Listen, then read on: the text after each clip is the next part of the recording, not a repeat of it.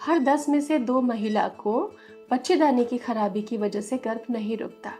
बच्चेदानी की खराबियां कई तरह की होती हैं, कुछ हमारे कंट्रोल में होती हैं और कुछ हमारे कंट्रोल में नहीं होती। उन्हें अलग प्रोसीजर से ठीक किया जा सकता है, लेकिन इनको कैसे ठीक करें, वो खराबियां क्या हैं और कौन सी खराबी हमारी गलती से हो जाती है, आज हम इस वीडियो में समझेंगे ताकि इम्प्लांटेशन सक्सेस हो, आपको नेचुरल प्रेगनेंसी रुकने में समस्या ना हो।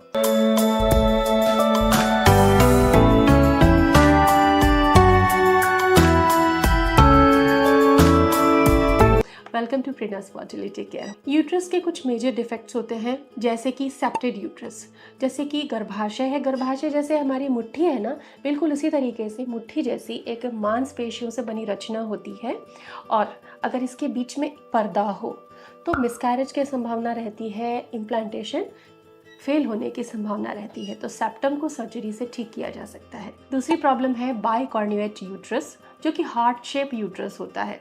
इसमें कम स्पेस रहता है, बच्चा पूरी तरह से डेवलप होने में दिक्कत होती है। अल्ट्रासाउंड से इसका पता लगाया जा सकता है। कई बार प्रीटर्म डिलीवरी भी कराई जाती है ऐसी कंडीशन में, लेकिन गर्भधारण मुश्किल नहीं होता। मिसकैरेज के थोड़े चांसेस ज्यादा होते हैं। तो इसके लिए आपको प्रॉपर मेडिकल सुपरविजन चाहिए। प्रेगनेंसी यूट्रस में कहाँ इम्प्लांट हो रही है और कैसे ग्रो कर रही है और कितनी वायबल है। फाइब्रॉइड्स, यूट्रस में फाइब्रॉइड बहुत अलग अलग पोजीशन पे हो सकते हैं, लेकिन जो फाइब्रॉइड आपके इम्प्लांटेशन को नुकसान पहुंचाते हैं वो होते हैं सबम्यूकोसल फाइब्रॉइड्स, और इनसे ही इम्प्लांटेशन को खतरा होता है। तो अगर ऐसे फाइब्रॉइड्स हैं देन आपको प्रेगनेंसी नहीं होगी।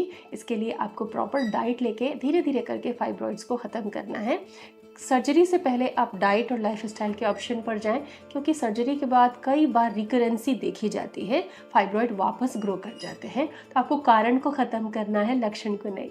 अशोकारिष्ट और कचनार गुगुल से फाइब्रॉइड्स में काफ़ी जल्दी आराम होता है, और लो ग्लाइसेमिक इंडेक्स वाली डाइट और प्लांट बेस्ड डाइट से फाइब्रॉइड्स में जल्दी आराम होता है। 7 mm से कम एंडोमेट्रियम होना ये IVF के फेल करने वाली चीज़ है।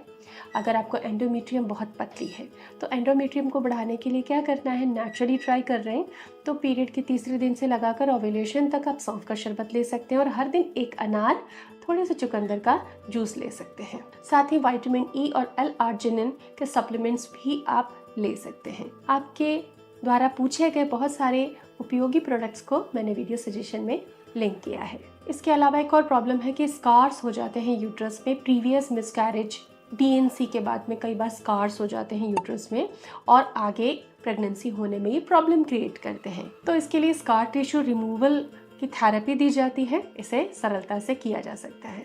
अब मैं आपको एक फॉर्मूला बताने वाली हूँ जो कि यूट्रस को टोन करता है, गर्भधारण के लिए यूट्रस को पूरी तरह तैयार करता है। वो है शिवलिंगी, पुत्रजीवक और लोद्रा। इन तीनों को बराबर मात्रा में मिलाकर मिल्क के साथ आप ले सकते हैं। ये एंडोमेट्रियम लाइनिंग को सपोर्ट करता है और इम्प्लांटेशन को सफल बनाने में हेल्पफुल होता है। इसे आप सुबह खाली पेट भी ले सकते हैं। कब्ज से बचना, फाइबर युक्त चीजें अच्छी मात्रा में खाना, तनाव कम लेना, कैफीन का इस्तेमाल कम करना, जंक फूड कम खाना, ये सारी चीज़ें यूट्रस के लिए फ्रेंडली है।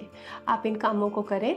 बहुत देर तक सिटिंग रखना, इन्फेक्शंस होना, प्राइवेट पार्ट्स में हाइजीन न रखना, बार बार वजाइनल इन्फेक्शंस होते रहना, ये यूट्रस के लिए हेल्दी नहीं है। अगर आप पानी कम पीती हैं तो भी इसका असर यूट्रस पर जाता है, क्योंकि बॉडी pH डिस्टर्ब होने से यूट्रस तक इन्फेक्शन पहुंचने का चांस रहता है। तो यूट्रस से रिलेटेड मेरे और भी वीडियोस आप देखें, पूरी जानकारी लें और भी सीखें और खुद को स्वस्थ करें। Thank you.